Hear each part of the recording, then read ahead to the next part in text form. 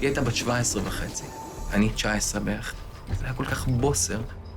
בפגישה חמישית, אני חושבת, סגרנו, מה שנקרא.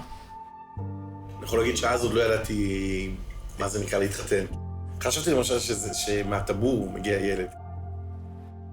אני זוכרת ששכבתי על המיטה ואמרתי לה, אני לא מבינה למה צריך להתחתן איתם.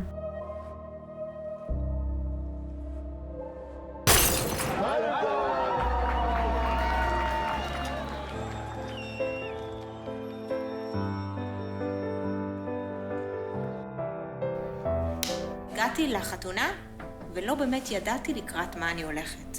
מבחינה מינית לא היה לי מושג קלוש. זו מצווה שאתה צריך להתייחס אליה כמצווה.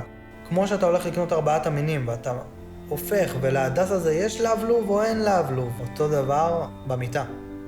לא הייתי שם, אני כאילו מרגישה שהגוף שלי היה שם, אבל הנשמה שלי הייתה במקום אחר. אני לא יודע, אולי איך זה נראה בעיניים של גבר שאוהב את אשתו ורוצה אותה, יכול להיות שזה מדהים. זה מתוך סיפור אישי שלך.